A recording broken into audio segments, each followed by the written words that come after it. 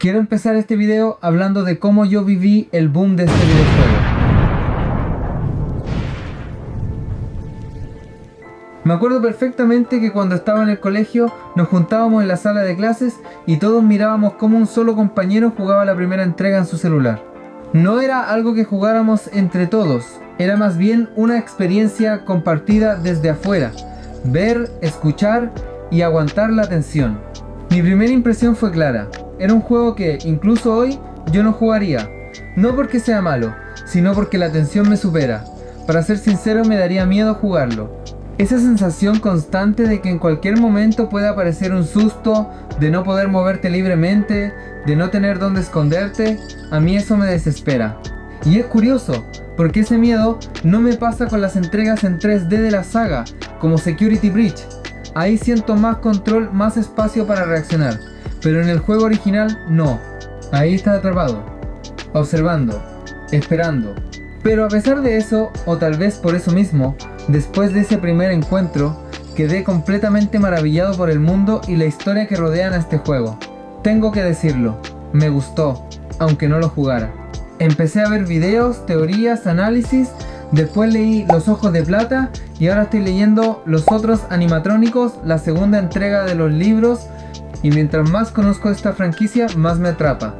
No por los sustos, sino por todo lo que hay detrás. Y con el tiempo, eso me llevó a una pregunta que no he podido soltar.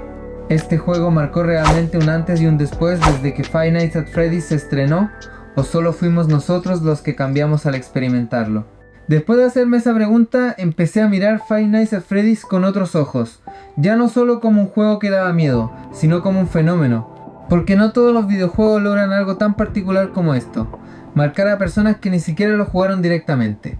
Y ahí creo que está una de las claves más importantes de su impacto. Five Nights at Freddy's no se popularizó solo por jugarse, sino por observarse, por compartirse, por vivirse en grupo. Era común ver a alguien jugar mientras los demás miraban en silencio, anticipando el momento del susto, conteniendo la respiración, reaccionando todos juntos. El terror dejaba de ser individual y se volvía colectivo. Eso ya lo hacía distinto. La mayoría de los juegos de terror te ponen en movimiento constante, te dan armas, te permiten huir, esconderte, tomar decisiones rápidas. Aquí no, aquí estás prácticamente inmóvil. Tu interacción con el mundo es mínima, pero tu atención tiene que ser total.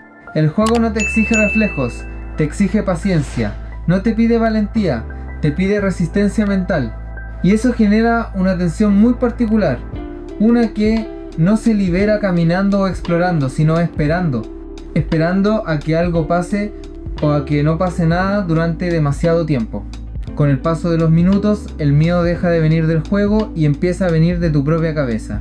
Empiezas a imaginar cosas, a dudar de los sonidos, a cuestionar si revisaste bien esa cámara, y cuando finalmente ocurre el susto, muchas veces no es el momento más aterrador, porque lo verdaderamente pesado fue todo lo que vino antes. Creo que ahí Five Nights at Freddy's cambió las reglas del terror. Demostró que no necesitas un mundo enorme ni gráficos hiperrealistas para generar miedo.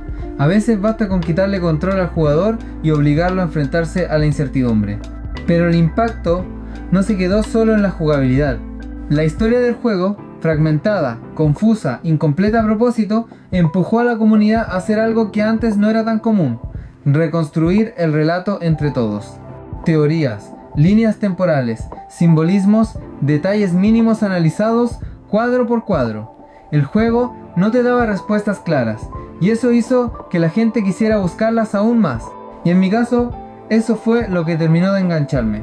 Los libros, por ejemplo, no funcionan solo como una extensión de la historia, funcionan como otra capa del misterio. No confirman todo, no cierran todas las dudas. Al contrario, muchas veces las amplían. Y eso hace que la franquicia no se agote, que siempre haya algo nuevo que interpretar, algo que debatir, algo que volver a mirar. Con el tiempo me di cuenta de que Five Nights at Freddy's no solo influyó en otros juegos de terror, sino también en cómo consumimos el terror. Los gameplays, los videos de reacciones, los análisis largos, todo eso se volvió parte fundamental de la experiencia. El miedo ya no era solo algo que se jugaba, era algo que se veía, se comentaba y se compartía. Y tal vez Por eso sigue tan presente incluso hoy. Porque aunque el género haya evolucionado, aunque existan juegos más complejos o más ambiciosos, pocos lograron capturar esa sensación tan específica. La de estar quieto, mirando una pantalla, sabiendo que algo puede salir mal y no poder hacer nada más que esperar. Después de recorrer todo esto, de mirar el juego desde la experiencia personal, desde su forma de generar miedo y desde el impacto que tuvo en quienes lo jugaron y en quienes solo lo observamos, creo que la pregunta inicial ya no se responde de forma simple. Five Nights at Freddy's no cambió el terror en los videojuegos porque inventara algo completamente nuevo, sino porque entendió algo muy específico. El miedo no siempre nace de lo que ves, sino de lo que imaginas cuando no puedes hacer nada. Este juego tomó la idea del terror y la redujo a su forma más básica: una habitación, un trabajo rutinario, un jugador inmóvil. Y con eso logró algo que muchos títulos más grandes no consiguieron: hacer que el tiempo pese, que cada segundo se sienta más largo de lo que debería, que la espera sea más aterradora que la amenaza misma. Y cuando pienso en por qué sigue siendo tan recordado, incluso por personas que nunca lo jugaron directamente, la respuesta siempre vuelve a lo mismo: la experiencia. No era solo un juego, era un momento compartido. En salas de clases, en casas, en videos de YouTube, el miedo se volvió colectivo, casi social. Todos sabíamos lo que venía, y aún así reaccionábamos. Con el paso de los años, la saga creció, cambió, se transformó. Aparecieron nuevas mecánicas, mundos más abiertos, más libertad, más control, pero el corazón del terror original sigue ahí. Esa sensación de estar atrapado, de no tener el control total, de saber que el error no siempre se nota de inmediato. Y tal vez por eso, aunque hoy existan juegos de terror técnicamente más impresionantes, Five Nights at Freddy's sigue ocupando un lugar especial. Porque no buscó competir con otros juegos, buscó incomodar al jugador de una forma distinta. En lo personal, este juego me enseñó algo importante: que no necesitas vivir una experiencia desde dentro para que te marque. A veces basta con observar, con escuchar, con imaginarte en ese lugar. Yo nunca fui quien sostuvo el celular en esas partidas del colegio, pero el miedo, la tensión y la curiosidad estaban ahí igual.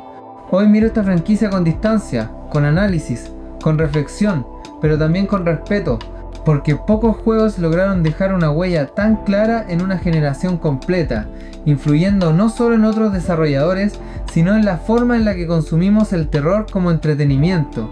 Así que, volviendo a la pregunta que planteé al inicio, sí, Five Nights at Freddy's marcó un antes y un después en los videojuegos de terror.